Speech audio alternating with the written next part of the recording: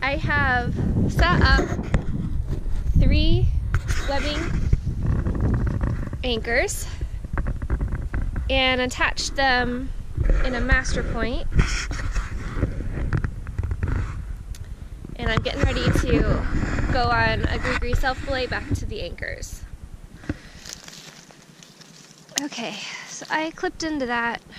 I can't foresee slipping, but just in case of some crazy situation, like all of this stuff decides to slide off somehow, because I've clipped that, I will stop when it gets to the master knot and at least keep me from falling off the edge of the cliff. However, it's a very unlikely scenario. Okay, that's the bottom of my rope. I'm just gonna attach it to myself because I'm paranoid. And I was gonna put this yellow webbing on this little itty bitty terrible tree right here, just to give me something to grab onto when I'm coming back up if I need it, and I probably won't even use it, honestly. And obviously this is not gonna be a primary, like I would never use this by itself, or even really like very much. But the anchor is just right over the edge, right there. I'm gonna tie in.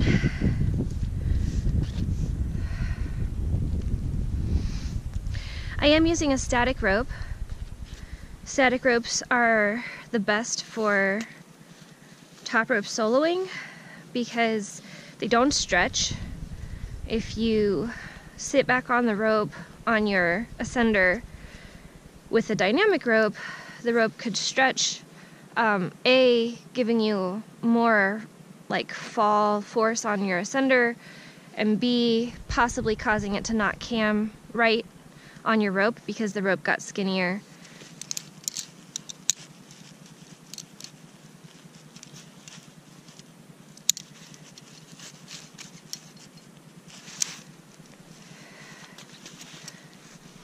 Okay.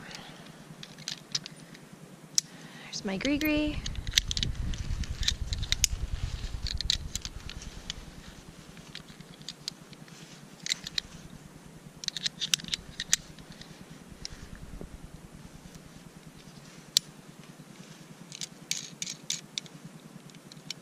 That's locked, that's locked, that's locked. I'm going to unclip from there. Okay, so my GriGri is camming. I am fully committed to this anchor. That looks good. Got the blue anchor and the red anchor. Orange anchor.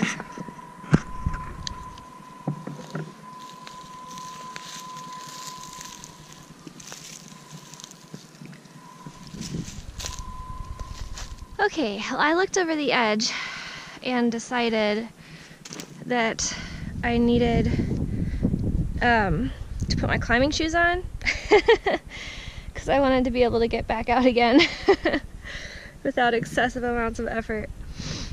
So I reflaked the rope because I didn't untie when I went up there to get my shoes. And I've also marked the center of this rope.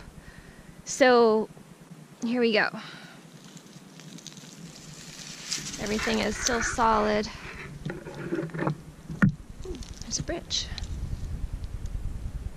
There's the bolts right there. Holy cow, that's a hard climb. Just in case something happens with my GriGri, I'm gonna put a stopper knot in there so that I'm not going very far. Okay, here we go.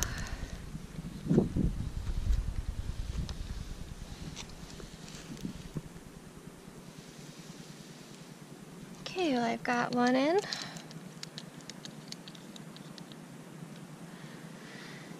Two in.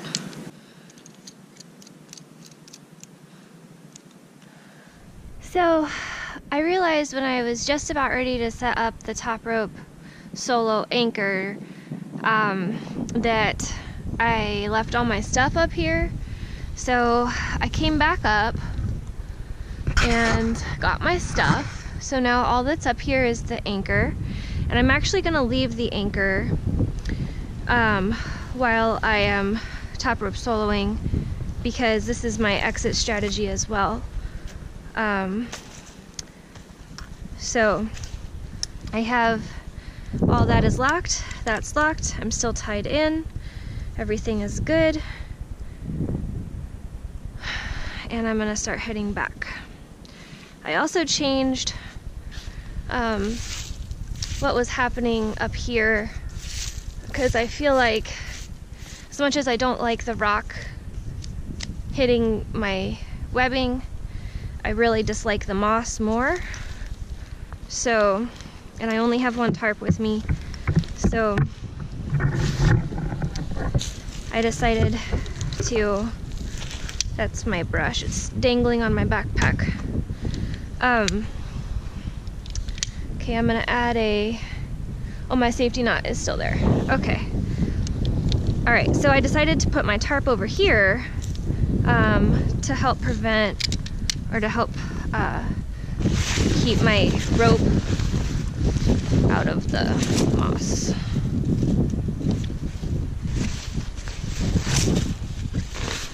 That tree is not really actually load bearing.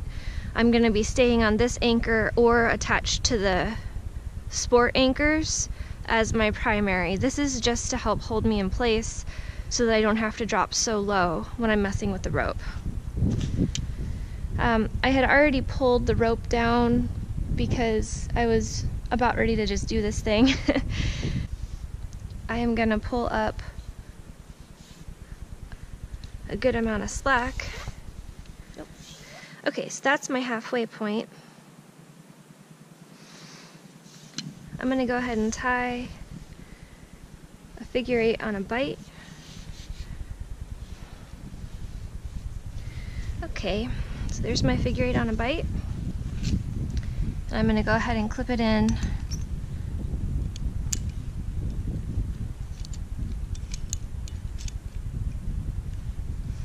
Okay, so that side is locked and loaded.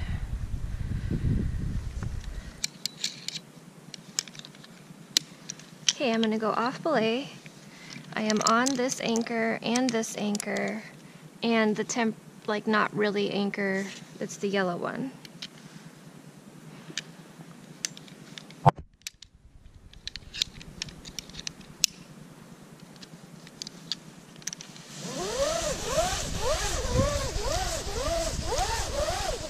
Okay, so what I'm doing now is pulling the other side of the rope so that the midpoint is up in my tree anchor, approximately. So there's no tension up there right now. Now I'm gonna add my figure 8 on a bight for this side.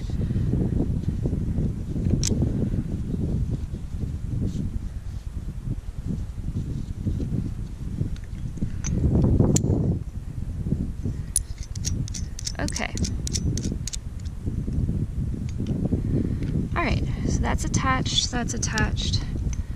Those are both attached. Okay, I'm gonna untie from the rope and let that side go down to the ground.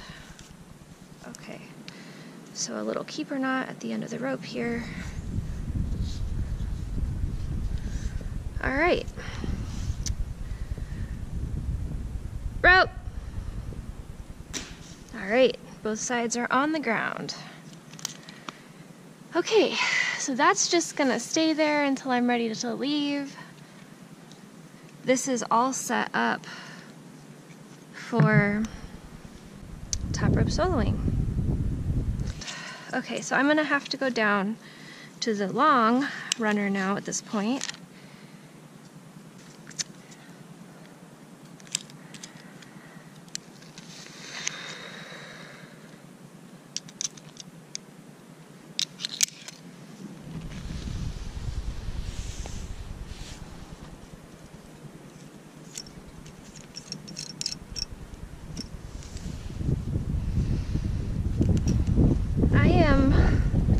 be ready to go for rappelling. So I got a lot of feedback from one of my videos that I should have a redundancy with my rappel, and I did some research on it. Wait till the wind stops here.